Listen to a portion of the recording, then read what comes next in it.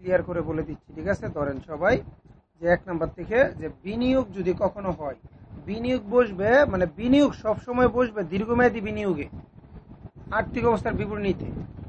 আবার ওই বিনিয়োগের যে সুদটা একবার বসবে চলতি সম্পদে আর্থিক অবস্থার বিবরণীতে, আরেকবার বসবে অন্যান্য আয়ে বিশদ আয় বিবরণীতে। কথা ঠিক আছে? এটা হচ্ছে 1 নাম্বারটা। আর আরেকবার বলছে তোমার ঋণের ক্ষেত্রে, তুমি যদি কখনো ঋণ নাও, ঋণের টাকাটা, ওই ঋণের টাকাটা বসবে দীর্ঘমেয়াদী ঋণের ক্ষেত্রে, মানে দীর্ঘমেয়াদী দায় যেটা, কিন্তু ঋণের যে ঋণের সুদটা একবার বসবে তোমার এই যে অন্যান্য ব্যয় বিশদায় বিবরণী, আরেকবার বসবে আর্থিক অবস্থার অন্য এই চলতি দায়ী বা স্বল্পমেয়াদী দায়ী। ঠিক আছে? মানে সুদটা দুই জায়গায় বসবে। কয় জায়গায়? একবার আর্থিক অবস্থা চলতি দায়ে বসবে, আরেকবার বিশদায় বিবরণীর অন্যান্য ব্যয়ে বসবে ঋণের সুদ। আচ্ছা, এরপরে বলছে আবার ব্যাংক জমাতিরিক্ত একটা এন্ট্রি বলে, ব্যাংক জমাতিরিক্ত, অনেক সময় বলে 10% ব্যাংক জমাতিরিক্ত। যদি এরকম বলে ব্যাংক জমাতিরিক্ত পুরো টাকাটা বসবে চলতি দায়ে, এবং ওই 10% 5% যে সুদটা হবে ওই সুদটাও বসবে চলতি দায়ে। ঠিক আছে? তাহলে এখানে দুইটা এক জায়গায় বসবে। 4 নাম্বার, সমাপনী মজুত পণ্য যেটা আছে সেটা সবসময় বিক্রিত পণ্যের ব্যয় হতে কি হয়? বিয়োগ হয়। আবার ওই সমাপনী মজুত পণ্যটা চলতি সম্পদে গিয়ে যোগ হয়। মানে বিক্রিত পণ্যের ব্যয় কোথায়? বিশদায় বিবরণী। আর চলতি সম্পদ কোথায়? আর্থিক অবস্থার বিবরণী। মানে দুই জায়গায় যে বসে সেটা আমরা বলে দিচ্ছি আর কি। ঠিক আছে? এইভাবে আলাদাভাবে নোট করে আমরা মনে রাখবো। এগুলা দৈনিক একবার করে রিডিং করলে কয়েকদিন দেখবো মাথায় অটো কাজ করবে। বারবার রিডিং করতে হবে। নোট করার এইভাবে নোট করার মিনিংটা কি? রিডিং করতে হবে যেন মাথায় ফ্রেশ থাকে। ঠিক আছে? আসেন, তারপরে বলছে এখানে বিশদ আয় বিবরণীর সকল বকেয়া আর্থিক অবস্থার বিবরণীতে চলতি দায়। আমাদের কালকে একটা পড়াইছিলাম না যে বকেয়া বিশদ আয় বিবরণীতে যত বকেয়া আছে, যে বেতন এত টাকা দিচ্ছে, নিচে বলে দেয় এত টাকা বকেয়া, মানে যত বকেয়া বিশদ আয় বিবরণীতে আমরা পাবো, মানে যে বকেয়াগুলো এনে যোগ করব, এই সকল বকেয়া আবার আর্থিক অবস্থার বিবরণীতে যায় কি হবে?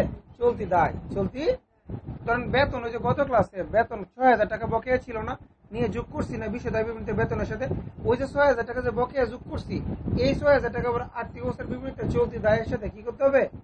চলতি দায়ে নিয়ে বসাইতে হবে। কোথায় বসাইতে হবে?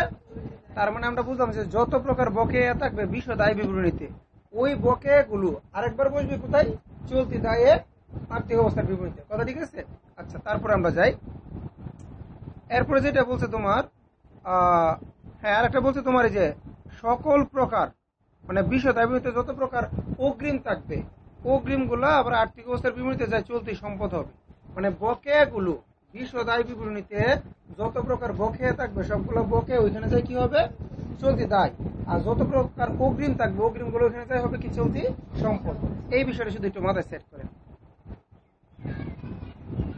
আবার বলতেছি, মানে আর্থিক বিশদ আয় বিবরণীতে যত প্রকার বকেয়া থাকবে এই বকেয়াগুলো যাবে কোথায়? আর্থিক অবস্থার বিবরণীতে চলতি দায়।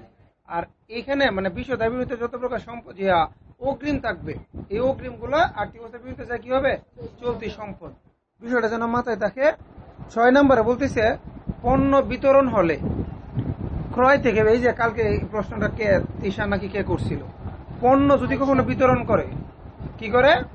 পণ্য যদি কখনো বিতরণ হয় তাহলে এটা একবার ক্রয় থেকে বিয়োগ হবে আর বিজ্ঞাপনে গিয়ে যোগ হবে। কেন? আবার একটু আমরা বলি, আমি পণ্য বিতরণ করে দিলাম, পণ্য তো আমি কিনে নিয়ে আসছিলাম, তাহলে আমার ক্রয়ের মাল কমে গেছে না? তাহলে ক্রয় থেকে একবার কি হবে? বিয়োগ হবে। আবার এই দিক দিয়ে তো আমার কিছু বিজ্ঞাপন হয়ে গেল, তাহলে এই টাকাটা বিজ্ঞাপন হিসেবে গণ্য হবে। মানে ক্রয় থেকে কমবে এবং বিজ্ঞাপনে গিয়ে কি হবে? যোগ হবে।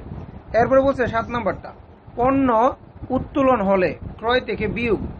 তুমি যদি কখনো পণ্য উত্তোলন করো, দেখো উত্তোলন কিন্তু মালিকানা সতে গিয়ে বিয়োগ হয়, কিন্তু একমাত্র পণ্য উত্তোলন, কি উত্তোলন? কোন উত্তোলন গুলো মালিকানা সতে যায়? নগদ, ব্যাংক, ওইগুলো উত্তোলন গুলো হলে ডাইরেক্ট মালিকানা সতে। আর যদি কখনো বলে যে পণ্য উত্তোলন, কি উত্তোলন? এটা আগে বিক্রিত পণ্যের ব্যয় থেকে, মানে ক্রয় থেকে মাইনাস করতে হবে। কোন জায়গা থেকে? পণ্য উত্তোলন মানে কি? নগদ টাকা নিয়ে যাক, সমস্যা নেই। পণ্য নিচে মানে আমার ক্রয়ের টাকা কমে গেছে, কারণ পণ্য কোনগুলো নিবে? আমি যেগুলো কিনে আনছি ওই পণ্যগুলো নিয়ে যাচ্ছে, তাহলে কি আমার ক্রয় কমে যাচ্ছে না? তুমি যে বলো যে আজকে আমি 30টা মোবাইল কিনে আনছি যে বিক্রির উদ্দেশ্যে, ওই 30টা মোবাইল থেকে ধরো একটা মোবাইল ঘরে নিয়ে গেছে কেউ, তাহলে ঘরে নিয়ে গেলে মানে কি আমার ক্রয়ের মাল কমে গেল না? কার মাল কমছে? ক্রয় কমছে। কি কমছে? ক্রয় কমছে। এই কারণে যদি কখনো পণ্য উত্তোলন হয়, পণ্য উত্তোলন সবসময় ক্রয় থেকে মাইনাস দিব। আবার এই উত্তোলনটা আবার মালিকানার সাথে কি করবো, মানে মালিকানার সাথে তো সকল উত্তোলন এই মাইনাস, কিন্তু পণ্য উত্তোলন বলে মানে পণ্যের নাম নিলেই সবসময় যে পণ্য বিতরণ বিজ্ঞাপন যেটা, এটা কি ক্রয় থেকে মাইনাস করছি না? আবার পণ্য উত্তোলন হলেও ক্রয় থেকে কি মাইনাস হবে। মনে রাখবেন পণ্যের সম্পর্ক ক্রয়ের সাথে, পণ্যের সম্পর্ক কার সাথে? পণ্যের নাম নিলে কিন্তু এই কাজটা আমাদেরকে করতে হবে। ওকে, আচ্ছা এরপর আসো 7 নাম্বার। আমরা এটা পড়ছি না? 8 নাম্বারটা দেখেন, মালিকানা সাথে কি কি হয়। মালিকানা সাথে ওই মূলধনের সাথে নিট লাভ হইলে যোগ হয়, আর নিট ক্ষতি হইলে কি হয়, বিয়োগ হবে। আর উত্তোলন সবসময় মাইনাস। উত্তোলন সবসময় কি কোথায়? এটা মালিকানার সাথে। কোথায়? মালিকানার সাথে। আচ্ছা তারপরে যেটা বলতেছে, মানে এগুলো এক্সট্রা ভাবে তোমাদের সৃজনশীল করাতে গেলে যে ফ্যাক্ট গুলো আমরা সামনে পাইছি ওগুলো নোট করে রাখছি আর কি, কেমন? সো তারপরে বলতেছে 9 নাম্বার যে প্রাপ্য। প্রাপ্য মানে দেনাদার। প্রাপ্যের আরেক নাম কি? তাহলে দেনাদার যে কথা প্রাপ্য সে কথা। আর একটা আছে প্রদেয়। পাওনাদার যে কথা প্রদেয় সে কথা। মানে পাওনাদার বললে তুমি বুঝো যে পাওনাদার মানে যে পাবে, প্রদেয় বললে বুঝো না, প্রদেয় মানে পাওনাদার। আবার আমরা দেনাদার বললে বুঝি আমরা যার কাছে টাকাটা পাবো। আবার প্রাপ্য বললে বুঝি না, প্রাপ্য মানে আমি ওই দেনাদারই। তাহলে দেনাদার বিকল্প নাম কি? প্রাপ্য। আর পাওনাদারের বিকল্প নাম কি?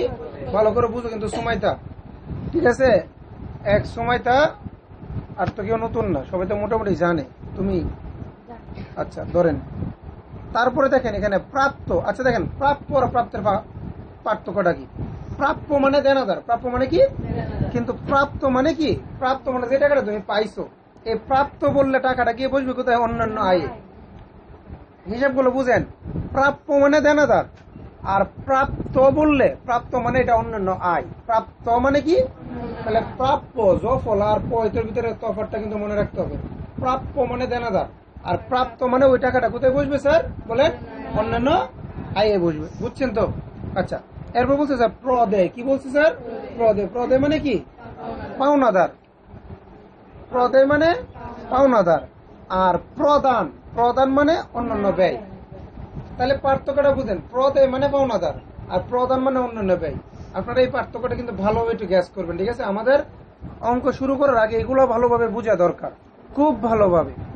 10 নম্বর বলছে উপবাড়া। উপবাড়া কি?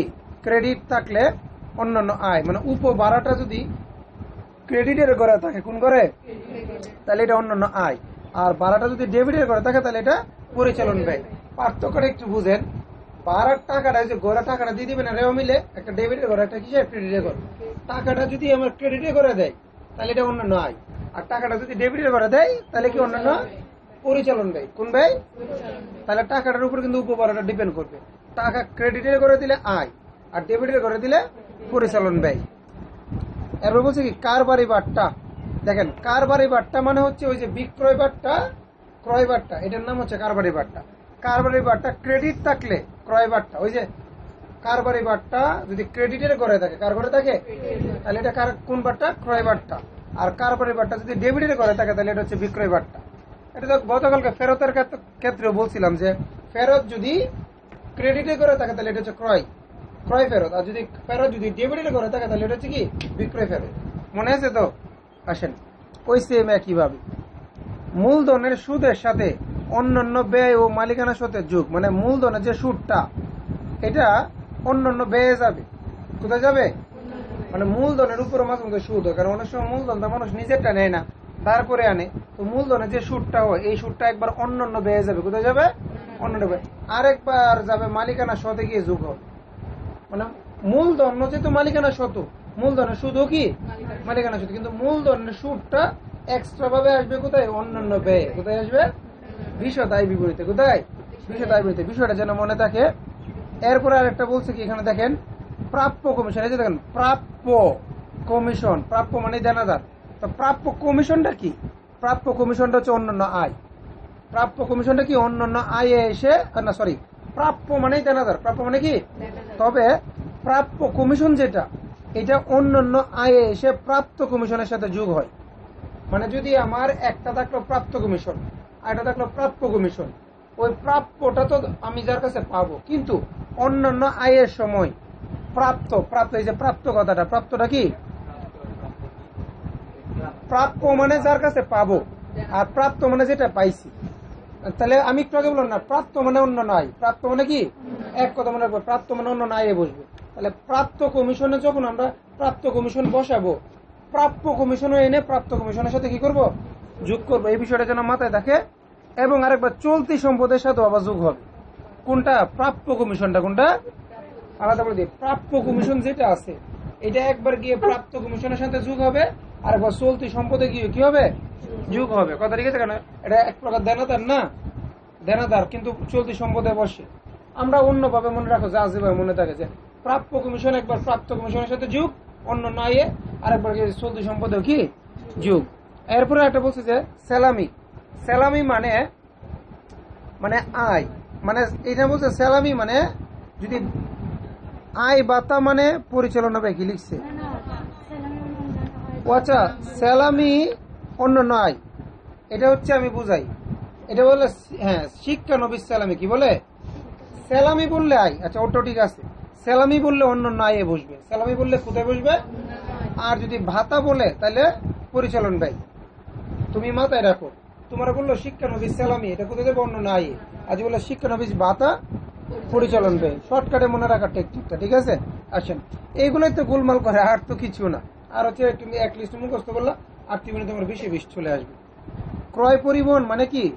আন্তঃপরিবহন। ক্রয় পরিবহনের এক নাম কি? আন্তঃপরিবহন। আচ্ছা, আপাতত মনে হয় এতটুকুই। ঠিক আছে, ওকে।